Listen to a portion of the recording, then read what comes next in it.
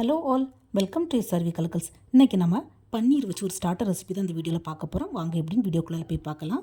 அதுக்கு முன்னாடி நீங்கள் இப்போ தான் நம்ம சேனலை ஃபஸ்ட் டைம் பார்க்குறீங்கன்னா ப்ளீஸ் சப்ஸ்கிரைப் பண்ணி வச்சுக்கோங்க. அப்போ தான் நான் போடுற வீடியோஸ் எல்லாமே மிஸ் ஆகும் உடனே உங்களுக்கு நோட்டிஃபிகேஷனில் வரும். இந்த ஸ்டார்டர் ரெசிபி பண்ணுறதுக்கு நான் ஒரு 200 கிராம் பன்னீர் எடுத்துருக்கிறேன். இதுவும் ஃப்ரெஷ் பன்னீர் தான், ஆனால் ஹோம்மேட் ஃப்ரெஷ் பன்னீர், நார்மல் பிராண்டட் பன்னீர் கிடையாது. இதுவும் நான் ஆன்லைனில் தான் வாங்கினேன். இந்த நாய்ஸ் பிராண்டோட ஹோம்மேட் பன்னீர் கோவர்தன் அமுல் விட ரொம்பவே சாஃப்டாக இருக்குது. மற்ற பிராண்டட் பன்னீர் மாதிரி இதை 10 to 15 டேஸ் நம்ம வச்சு யூஸ் பண்ண முடியாது. ஃப்ரிட்ஜில் வச்சு யூஸ் பண்ணாலுமே 2 to 3 டேஸில் நம்ம காலி பண்ணிடணும். அதே மாதிரி பாக்கெட்டை ஓப்பன் பண்ண அன்னைக்கே ஃபுல்லாக நம்ம யூஸ் பண்ணிடணும். ஃபஸ்ட்டு பன்னீரை இந்த மாதிரி நீளமாக கட் பண்ணி எடுத்துக்கலாம். கட் பண்ணும்போதே இந்த பன்னீர் ரொம்பவே சாஃப்டாக இருக்குது. நீங்களும் உங்களுக்கு தேவையான பன்னீர் இந்த மாதிரி பீஸ் போட்டு எடுத்துக்கோங்க. இப்போ ஒரு பிளேட் அல்லது பவுலில் கொஞ்சம் கார்ன்ஃப்ளவர் தட்டி வச்சுக்கலாம். இந்த கார்ன்ஃப்ளவரில் ஒவ்வொரு பன்னீர் பீசஸையாக போட்டு நல்லா டஸ்டிங் பண்ணி எடுக்கணும். பன்னீரோட எல்லா பீசஸ்லேயும் கார்ன்ஃப்ளவர் நல்லா கோட் ஆகணும். ஸோ அதை மட்டும் கொஞ்சம் கவனமாக பார்த்து பண்ணிக்கோங்க. எல்லா பன்னீர் பீசஸையும் இந்த மாதிரி கார்ன்ஃப்ளவரில் டஸ்டிங் பண்ணி ஒரு பிளேட்டில் தண்ணி எடுத்து வச்சுக்கலாம்.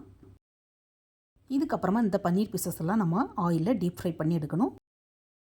ஸோ ஒரு பேனில் கொஞ்சம் ஆயிலை சூடு பண்ண வச்சுக்கலாம். பன்னீர் பீசஸை டீப் ஃப்ரை பண்ணும்போது ஃப்ளேம் மட்டும் லோவில் வச்சு பண்ணுங்கள். அதே மாதிரி பன்னீரில் கார்ன்ஃப்ளவரை டஸ்டிங் பண்ண உடனே நம்ம ஆயிலில் போட்டு ஃப்ரை பண்ணி எடுத்துடணும். அப்படி இல்லைன்னா பன்னீரில் உள்ள தண்ணினால் இந்த கார்ன்ஃப்ளவர் அதில் ஒட்டி பிடிச்சி ஒரு மாதிரி ஸ்டிக்கி ஆயிரும். பன்னீர் ஸ்டிக்கியாக இருந்ததுன்னா எண்ணெயில் பன்னீர் அவ்வளோ உருந்து போயிடும். ஸோ இது கொஞ்சம் இம்பார்ட்டன்ட் ஸ்டேஜ். பன்னீர் ஒரு சைடில் லைட்டாக கோல்டன் ப்ரௌன் ஆனதுக்கப்புறமா நல்லா திருப்பி விட்டு 2 சைடு இந்த மாதிரி நல்லா கோல்டன் ப்ரௌன் வந்ததுக்கப்புறமா எடுத்து தனியாக பிளேட்டில் வச்சுக்கலாம். ஃப்ரெண்ட்ஸ், பன்னீரில் ஃபுல்லாக கார்ன்ஃப்ளவர் மாவு இந்த மாதிரி கோட்டாயிருந்தால் மட்டும்தான் நமக்கு பன்னீர் உடையாமல் உதிராமல் வரும்.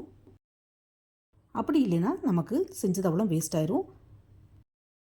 நான் இதை ஏன் திரும்ப மென்ஷன் பண்ணுறேன்னா இந்த ப்ராசஸ் ரொம்பவே முக்கியமானது. அதான் எல்லா பன்னீர் பீசஸையும் இந்த மாதிரி ஆயிலில் டீப் ஃப்ரை பண்ணி எடுத்து தனியாக வச்சுக்கலாம். இது பார்க்குறதுக்கு வெளியில் நல்ல கிறிஸ்பியாக இருக்கும், உள்ள சாஃப்டாக தான் இருக்கும். இப்போ கேஸ் ஸ்டவ்வில் ஒரு கடாயில் பேன் வச்சுக்கலாம். அதில் கொஞ்சமாக பட்டர் ஆட் பண்ணிக்கலாம். பட்டர் மெல்ட் ஆனதும் ஒரு 2 to 3 பச்சை மிளகாய் காரத்துக்கு சேர்த்துக்கலாம். கூடவே ஒரு 10 to 15 பல் பூண்டு இந்த மாதிரி பொடியாக கட் பண்ணி அதையும் சேர்த்துக்கலாம். இதை சேர்த்து நல்லா வதக்கணும். பட்டர் கூட பூண்டும் பச்சை மிளகாவும் சேர்த்து வதங்கும் போது நல்ல ஒரு ஃப்ளேவர் வரும்.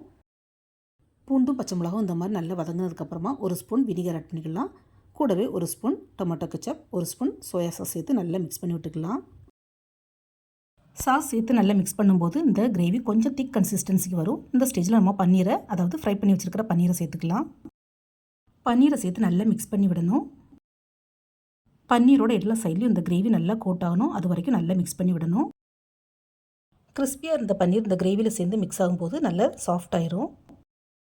பன்னீரை இந்த மாதிரி நல்லா மிக்ஸ் பண்ணி விட்டதுக்கப்புறமா நம்ம இதில் ஒரு மெயின் இன்க்ரீடியன்ட் சேர்க்க வேண்டியிருக்குது. என்னென்னா ஹனி. இப்போ நம்ம கேஸ் ஆஃப் பண்ணிவிட்டு ஒரு ஸ்பூன் ஹனியை இதுக்கு மேலே இப்படி ஸ்ப்ரெட் பண்ணி விட்டுக்கலாம். கண்டிப்பாக ஹனியை ஸ்கிப் பண்ணாமல் சேர்த்துக்கோங்க ஃப்ரெண்ட்ஸ். அதுக்கு மேலேயே கொஞ்சமாக வெள்ளை எள்ளு, கண்டிப்பாக வெள்ளை எள்ளு தான் சேர்க்கணும், கருப்பெள்ளு சேர்க்கக்கூடாது. ஒரு பிஞ்ச் வெள்ளை எள்ளு இந்த மாதிரி பன்னீருக்கு மேலே ஸ்ப்ரெட் பண்ணி விட்டுக்கலாம். அதுக்கப்புறமா லைட்டாக டாஸ் பண்ணிவிட்டு சுட சர்வ் பண்ண வேண்டியதுதான். அட்டகாசமான இந்த ஹனி சில்லி பன்னீரை நீங்களும் வீட்டில் ட்ரை பண்ணி பாருங்கள் ஃப்ரெண்ட்ஸ். உங்களுக்கு எப்படி வந்தது, உங்களோட ஃபீட்பேக்கை மறக்காமல் ஷேர் பண்ணுங்கள். தேங்க்ஸ் ஃபார் வாட்சிங். See you soon in the next video. Bye bye. Take care.